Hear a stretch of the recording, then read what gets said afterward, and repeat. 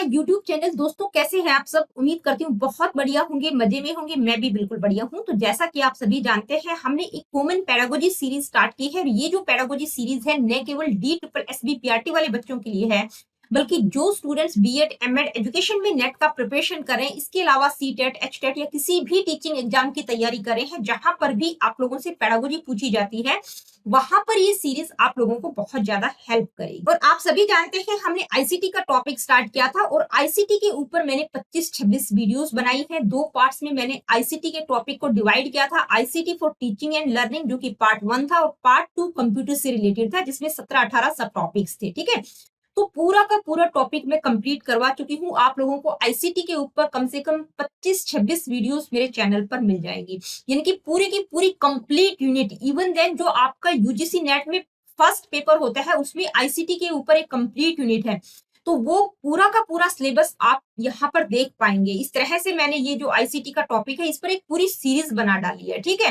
यानी कि पूरा का पूरा आईसीटी को आप डिटेल में देख सकते हैं। और अभी जो ये 25-26 वीडियोस मैंने बनाई है, इनको मैं एक वीडियो में इंक्लूड करके एक महा मैराथन वीडियोस आप लोगों के लिए लेकर आऊंगी, ताकि आप एक ही वीडियो से पूरा का पूरा आईसीटी समझ सके, आपको हर एक वीडियो को देखने की जरूरत भी नहीं पड़े। तो आईसीटी का टॉपिक मैं आप लोगों को बिल्कुल कंप्लीट करवा चुकी हूँ। पूरी की पूरी सीरीज हमारी कंप्लीट हो चुकी है। आज की इस वीडियो में हम आईसीटी का जो पार्ट 1 और पार्ट 2 हमने डिस्कस किया था, उनसे रिलेटेड कुछ क्वेश्चंस को डिस्कस करेंगे।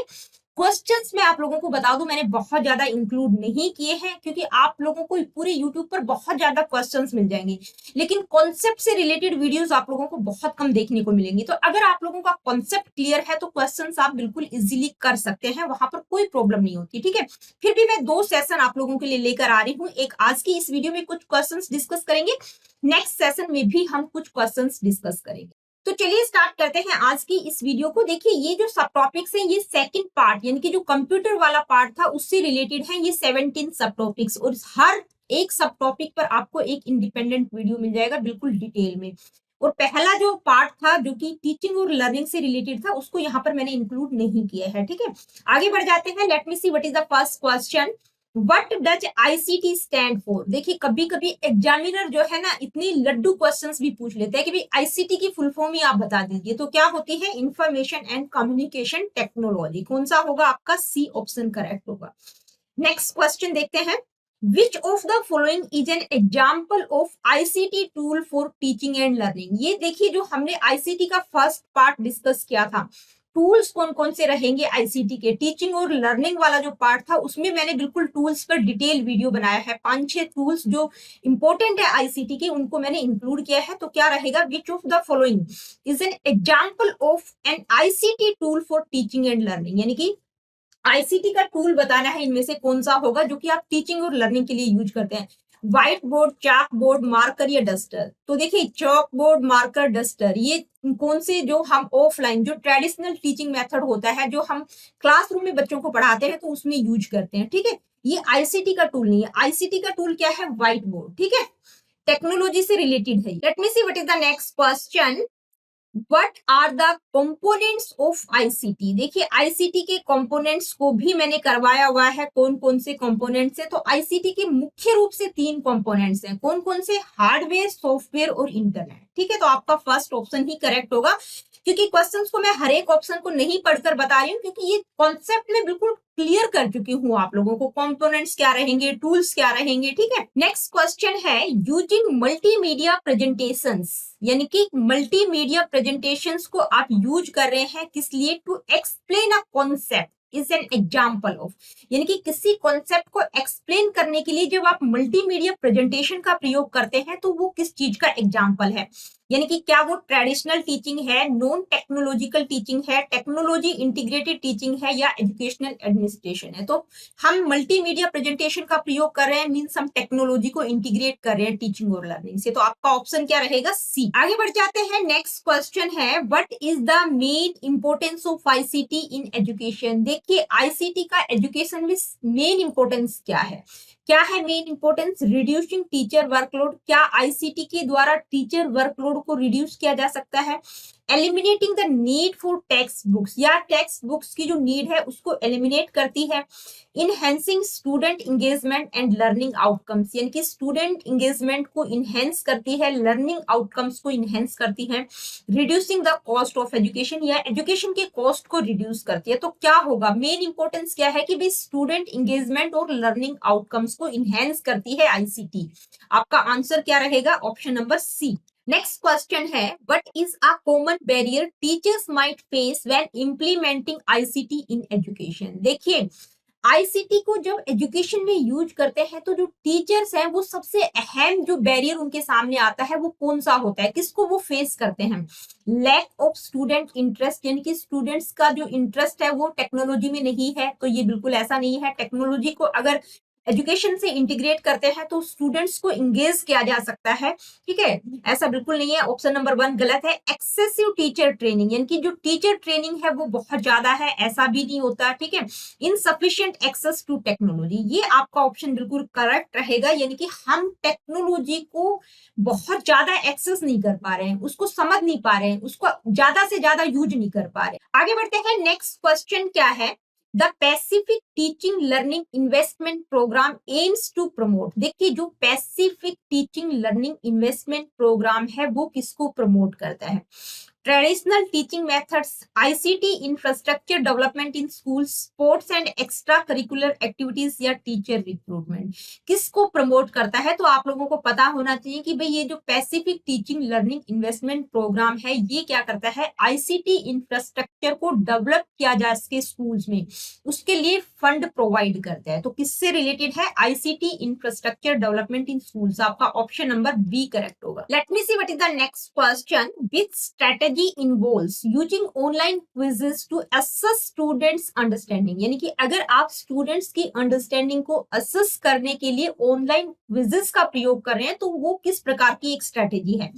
एक्सपीरियंशियल लर्निंग है, फ्लिप्ड क्लासरूम है, कोलैबोरेटिव लर्निंग है, या गेमिफिकेशन। देखिए, गेमिफिकेशन, कोलैबोरेशन और एक्सपीरियंशियल लर्निंग नहीं है।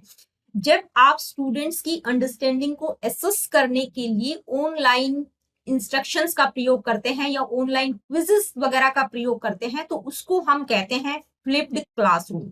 फ्लिप्ड क्लासरूम क्या होता है ये मैंने आप लोगों को समझाया हुआ है जब ICT for teaching and learning का टॉपिक मैंने आप लोगों को करवाया था, ठीक है। पार्ट 1 जो हमने डिस्कस किया था उसमें किसी ना किसी वीडियो में मैंने इसको बताया है। देखिए, फ्लिप्ड क्लासरूम होता क्या है, फ्लिप्ड क्लासरूम का मतलब क्या होता है कि भाई जो ट्रेडिशनल टीचिंग है उसको आप फ्लिप कर दीजिए, उल्टा कर दीजिए, रिवर्स कर दीजिए, that is called flipped classroom. Flipped classroom का मतलब होता है कि जहां पर इंस्ट्रक्शंस को ऑनलाइन डिलीवर किया जाता है। जब हम ऑनलाइन क्विज या ऑनलाइन इंस्ट्रक्शंस डिलीवर करते हैं तो उसको हम कहते हैं फ्लिप्ड क्लासरूम, ठीक है। ट्रेडिशनल टीचिंग नहीं है, आउटसाइड द क्लासरूम, यानी कि क्लासरूम से बाहर जो टीचिंग हो रही है, ऑनलाइन इंस्ट्रक्शंस डिलीवर किए जा रहे हैं तो वो होता है फ्लिप्ड क्लासरूम। आगे बढ़ते हैं, नेक्स्ट क्वेश्चन है, how should teachers select appropriate ICT tools for teaching a topic. यानी कि टीचर्स किस तरह से एक एप्रोप्रिएट आईसीटी टूल का प्रयोग करें जब वो किसी पर्टिकुलर टॉपिक को टीच करें, किस तरह से उनको आईसीटी टूल का प्रयोग करना चाहिए जब किसी पर्टिकुलर टॉपिक को वो टीच करें। तो देखिए, choose the most expensive tool available, यानी कि जो टूल बहुत एक्सपेंसिव है उसको चूज करना चाहिए। Use the tool they are most comfortable, या उस टूल का प्रयोग करें जिसके साथ वो बहुत कंफर्टेबल है। Align the tool with learning objectives and student needs, या उस टूल का प्रयोग करना चाहिए कि जो स्टूडेंट्स की नीड्स और लर्निंग ऑब्जेक्टिव्स के साथ अलाइन करे। नेक्स्ट है, let students choose the tool they prefer, या स्टूडेंट्स जिस टूल के बारे में बात करें उसी को वो प्रेफर करें। तो आपका ऑप्शन क्या सही होगा कि भाई उस टूल का प्रयोग करना चाहिए जो लर्निंग ऑब्जेक्टिव्स और स्टूडेंट्स की नीड्स के साथ अलाइन करे। तो ऑप्शन क्या होगा, आपका सी ऑप्शन करेक्ट होगा। Let me see what is the next question, what is one of the challenges in using ICT in teaching and learning. यानी कि टीचिंग और लर्निंग में जब हम आईसीटी का प्रयोग करते हैं तो इनमें से कौन सा एक चैलेंज हो सकता है। Limited access to information, decrease student engagement, reduced workload for teachers, increase face to face interaction. तो देखिए क्या होता है, जब हम आईसीटी का प्रयोग करते हैं टीचिंग और लर्निंग में तो हम बहुत ज्यादा मात्रा में इंफॉर्मेशन को एक्सेस नहीं करते। तो आपका ऑप्शन क्या रहेगा, लिमिटेड एक्सेस टू इंफॉर्मेशन, क्योंकि स्टूडेंट एंगेजमेंट को क्या करता है, डिक्रीज नहीं करता, आईसीटी क्या करता है, इंक्रीज करता है। टीचर्स के वर्कलोड को भी रिड्यूस नहीं करता है, क्योंकि उससे उनका और ज्यादा वर्कलोड बढ़ता है, कम नहीं होता, ठीक है। और फेस टू फेस इंटरेक्शन को भी इंक्रीज करता है। तो चैलेंज क्या रहेगा? लिमिटेड एक्सेस टू इन्फॉर्मेशन, यानी कि हम बहुत ज्यादा मात्रा में इंफॉर्मेशन को एक्सेस नहीं कर पाते हैं। आगे बढ़ते हैं, नेक्स्ट क्वेश्चन है What is an implication of using ICT in education? देखिए, ICT का प्रयोग जब हम एजुकेशन में करते हैं तो इनमें से कौन सा एक इम्प्लीकेशन हो सकता है, कौन सा एक निहितार्थ होगा? 4 ऑप्शंस यहाँ पर आपको दिए गए हैं। क्या इम्प्लीकेशन हो सकता है इनमें से? लिमिटेड एक्सेस टू रिसोर्सेज, यानी कि हम रिसोर्सेज को लिमिटेड एक्सेस कर सकते हैं। इनहेंस्ड स्टूडेंट सेंटर्ड लर्निंग, यानी कि स्टूडेंट सेंटर्ड लर्निंग को इनहेंस करती है technology. Decrease need for teacher professional development, यानी कि टीचर्स की नीड को डिक्रीज करती है। Exclusion of diverse learning styles, या जो अलग अलग लर्निंग स्टाइल्स है उनको एक्सक्लूड करती है। तो देखिए, एजुकेशन में जब हम आईसीटी का प्रयोग करते हैं तो वो स्टूडेंट सेंटर लर्निंग को इनहेंस करती है, ठीक है। Let me see what is the next question. Which educational theory emphasises active learning and student participation? देखिए, कौन सी एजुकेशनल थ्योरी एक्टिव लर्निंग और स्टूडेंट पार्टिसिपेशन को एम्फसाइज करती है? बिहेवियरिज्म, कंस्ट्रक्टिविज्म, कॉग्निटिविज्म या ह्यूमनिज्म? तो बिहेवियरिज्म, कॉग्निटिविज्म और कंस्ट्रक्टिविज्म लर्निंग थ्योरीज जब हमने डिस्कस की थी तो तीनों कॉन्सेप्ट्स को मैंने बिल्कुल डिटेल में समझाया हुआ है। तो कौन सा होगा आपका ऑप्शन? कंस्ट्रक्टिविज्म, जहां पर बच्चा एक्टिव होकर सीखता है, ठीक है, लर्निंग में एक्टिव रहता है और उसका पार्टिसिपेशन अहम रहता है, एक्टिवली पार्टिसिपेट करता है। किसमें? कंस्ट्रक्टिविज्म में। आगे बढ़ते हैं, नेक्स्ट क्वेश्चन है What does LAN stand for in networking? देखिए, नेटवर्किंग में LAN का क्या मतलब है? तो LAN की फुल फॉर्म क्या होती है? LAN, WAN, MAN, ये सारे नेटवर्क जो मैंने आप लोगों को बिल्कुल डिटेल में समझाए हुए नेटवर्किंग वाली वीडियो में, ठीक है। LAN का फुल फॉर्म क्या होगा? Local area network. आगे बढ़ते हैं, नेक्स्ट क्वेश्चन है What is the purpose of DNS in the context of the internet? Internet में ये जो टर्म्स थी, इंटरनेट रिलेटेड टर्म्स, कम से कम 20 टर्म्स मैंने आप लोगों को वहां पर करवाई हुई है। इंटरनेट रिलेटेड टर्म्स का ही एक वीडियो होगा। तो इसमें जो डीएनएस, यानी कि इंटरनेट में जो टर्म हम यूज करते हैं डीएनएस की फुल फॉर्म क्या होती है? Domain name system. तो उसका क्या पर्पस होता है, क्या करती है वो डीएनएस? तो क्या करती है? डिटरमाइनिंग वेबसाइट रैंकिंग्स, यानी कि वेबसाइट की रैंकिंग को डिटरमाइन करती है। Converting domain names to IP address, यानी कि जो डोमेन नेम्स है उनको आईपी एड्रेसेस में कन्वर्ट करती है। इंश्योरिंग सेफ ब्राउजिंग, यानी कि सेफ ब्राउजिंग को इंश्योर करती है। मैनेजिंग ईमेल कम्युनिकेशन, या ईमेल कम्युनिकेशन को मैनेज करती है। तो डीएनएस का क्या मतलब होता है? डीएनएस का फुल फॉर्म होता है डोमेन नेम सिस्टम, और इसका पर्पस क्या होता है इंटरनेट में? कन्वर्टिंग डोमेन नेम्स, यानी कि ये डोमेन नेम्स को आईपी एड्रेसेस में कन्वर्ट करती है। आगे बढ़ते हैं, नेक्स्ट क्वेश्चन है what is the function of a web browser? देखिए, वेब ब्राउजर का क्या फंक्शन होता है? तो वेब ब्राउजर, वेब सर्वर और सर्च इंजन, इन पर एक अलग से वीडियो मैंने बनाया हुआ है, ठीक है। तो बिल्कुल इनमें क्या डिफरेंस होता है, ब्राउजर, सर्वर और इंजन क्या होता है, इनमें क्या डिफरेंस होता है, बिल्कुल डिटेल में मैंने समझाया हुआ है। तो ब्राउजर का फंक्शन क्या होता है? सेंडिंग ईमेल्स, यानी कि ईमेल्स को सेंड करता है। प्लेइंग ऑनलाइन गेम्स, खेलने के लिए हम इसको यूज करते हैं। सर्चिंग द इंटरनेट, इंटरनेट को सर्च करते हैं। Accessing and displaying web content, तो इसके द्वारा क्या होता है? वेब ब्राउजर क्या करता है? वेब कंटेंट को डिस्प्ले करता है और उसके द्वारा हम जो वेब कंटेंट है उसको एक्सेस कर सकते हैं। तो आपका ऑप्शन नंबर डी करेक्ट होगा, accessing and displaying web content. Let me see what is the next question. Which type of topology connects devices in a close loop? देखिए, कौन सी तरह की टोपोलॉजी में जो डिवाइसेस हैं वो बिल्कुल क्लोज लूप में कनेक्ट होते हैं, बहुत क्लोजली कनेक्ट होते हैं। तो अलग अलग तरह की टोपोलॉजीज होती हैं, स्टार टोपोलॉजी, बस topology, ring topology, mesh topology, यानी कि ये 7-8 तरह की जो मेन टोपोलॉजीज हैं उन पर एक इंडिपेंडेंट वीडियो आपको देखने को मिल जाएगा टाइप्स ऑफ टोपोलॉजीज का।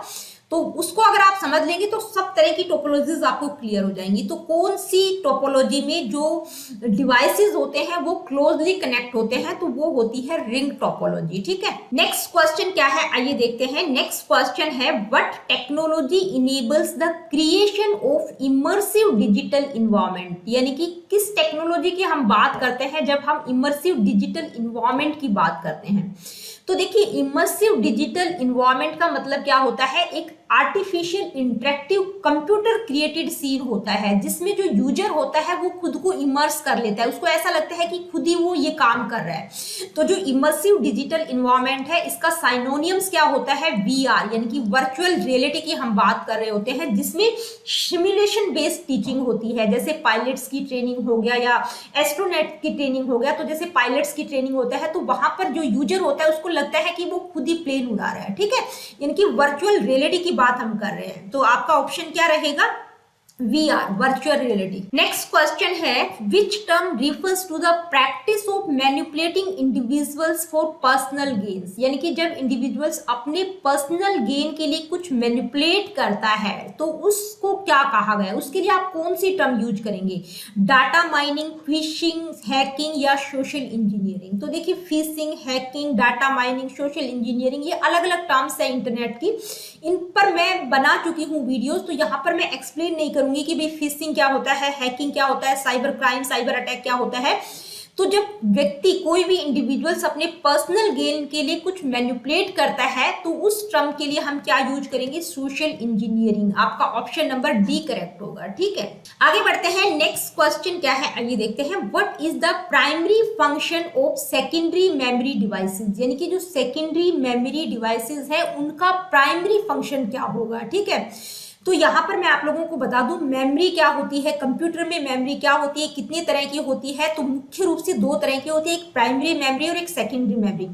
और उसके बाद भी प्राइमरी मेमोरी कितने तरह की होती है, सेकेंडरी मेमोरी कितने तरह की होती है, कौन कौन से डिवाइसेस आएंगे, इस टॉपिक पर डिटेल वीडियो मेरे चैनल पर अवेलेबल है और इसी आईसीटी की सीरीज में है, ठीक है। तो बिल्कुल उस वीडियो को अगर आप देख लेंगे तो मेमोरी और टाइप्स ऑफ मेमोरीज का जो टॉपिक है वहां से आपका कोई क्वेश्चन मिस हो नहीं सकता। तो यहाँ पर क्या पूछा गया है कि भाई जो सेकेंडरी मेमोरी डिवाइसेस है उनका प्राइमरी फंक्शन क्या होता है, एग्जीक्यूट प्रोग्राम्स को एग्जीक्यूट करती हैं, स्टोर डाटा टेम्परेरीली, यानी कि डाटा को टेम्परेरी स्टोर करती हैं या परमानेंटली स्टोर करती हैं, प्रोसेस डाटा फॉर आउटपुट, या आउटपुट के लिए डाटा को प्रोसेस करते हैं। तो जो सेकेंडरी मेमोरी डिवाइसेस हैं उनका मेन फंक्शन क्या होता है कि वो डाटा को परमानेंटली स्टोर करती हैं। आपका ऑप्शन नंबर सी करेक्ट होगा। नेक्स्ट क्वेश्चन है, what is the main advantage of solid state drives over hard disk drives. देखिए, SSDs और HDDs में कंपैरिजन किया गया है, उसमें पूछा गया है कि भाई जो सॉलिड स्टेट ड्राइव्स है उसका एक मेन एडवांटेज बताइए as compare to hard disk drive, यानी कि HDDs के कंपैरिजन में जो SSDs है उसका क्या एक मेन एडवांटेज रहेगा, हाईएस्ट स्टोरेज कैपेसिटी, यानी कि इनकी जो स्टोरेज कैपेसिटी है वो हाई होती है SSDs की, स्लोअर डाटा एक्सेस, डाटा को स्लो एक्सेस करती हैं, लोअर पावर कंजम्पशन, यानी कि पावर कंज्यूम बहुत लो करती हैं, लोअर ड्यूरेबिलिटी इनकी लो रहती है। तो देखिए, जो हार्ड डिस्क ड्राइव होती है वो स्लो होती है, डाटा को बहुत जल्दी एक्सेस नहीं करती, लेकिन जो SSDs होती है, जो SSD होती है वो एक तो फास्ट होती है और लोअर पावर कंज्यूम करती है, ठीक है, यानी कि पावर बहुत ज्यादा कंज्यूम नहीं करती। तो फास्ट की यहाँ पर आपको ऑप्शन में नहीं दिया गया है, अगर फास्ट होता तो फास्ट होती है और पावर कंज्यूम कम करती है। तो आपका ऑप्शन नंबर सी करेक्ट होगा। Let me see what is the next question, which of the following is an example of a cyber attack. Cyber attack भी कह सकते हैं, हैकिंग भी कह सकते हैं, यानी कि इनमें से कौन सा एक साइबर अटैक का एग्जाम्पल है। इंस्टॉलिंग एंटीवायरस सॉफ्टवेयर, यानी कि एंटीवायरस सॉफ्टवेयर को इंस्टॉल करना, तो ये बिल्कुल गलत है। Sending a friendly email to a clique, किसी क्लिक को एक फ्रेंडली ईमेल सेंड करना। Distributing malware through infected websites, यानी कि इन्फेक्टेड वेबसाइट्स के थ्रू मालवेयर को डिस्ट्रीब्यूट करना। रेगुलरली अपडेटिंग ऑपरेटिंग सिस्टम्स, यानी कि जो ऑपरेटिंग सिस्टम्स है उनको रेगुलरली अपडेट करना। तो क्या होगा इसमें, होता क्या है, साइबर अटैक या हैकिंग क्या होती है, एक इंडिपेंडेंट वीडियो आप लोगों को मिल जाएगा इस सीरीज में, आईसीटी की में बहुत डिटेल में करवाया हुआ है। तो साइबर अटैक में या हैकिंग में क्या होता है, यानी कि जो इन्फेक्टेड वेबसाइट्स है उनके थ्रू आपके सिस्टम में मालवेयर्स को डिस्ट्रीब्यूट किया जाता है, जिसके कारण आपका पूरा का पूरा सिस्टम इन्फेक्टेड हो जाता है। आपका ऑप्शन नंबर सी करेक्ट होगा। नेक्स्ट क्वेश्चन है, what is the term for the process of unauthorised access to a computer system. देखिए, किसी भी कंप्यूटर सिस्टम को जब अनऑथराइज्ड तरीके से एक्सेस किया जाता है तो उसके लिए कौन सी टर्म यूज की जाती है, कोडिंग, हैकिंग, डिबगिंग या प्रोग्रामिंग। तो देखिए जब किसी के कंप्यूटर को अनऑथराइज तरीके से एक्सेस किया जाता है तो उसके लिए हम क्या यूज करते हैं, साइबर अटैक या हैकिंग। ठीक है, आपका ऑप्शन नंबर बी करेक्ट होगा। आगे बढ़ते हैं, नेक्स्ट क्वेश्चन क्या है आइए देखते हैं। द डिजिटल इंडिया इनिशिएटिव्स, देखिए गवर्नमेंट के द्वारा बहुत तरह के इनिशिएटिव्स लिए गए हैं आईसीटी एंड ई गवर्नेंस में। ये डिजिटल इंडिया का जो कॉन्सेप्ट है ये मैंने बिल्कुल डिटेल में समझाया हुआ है, कितने पिलर्स हैं डिजिटल इंडिया का, कब ये कॉन्सेप्ट लागू किया गया था मोदी जी के द्वारा।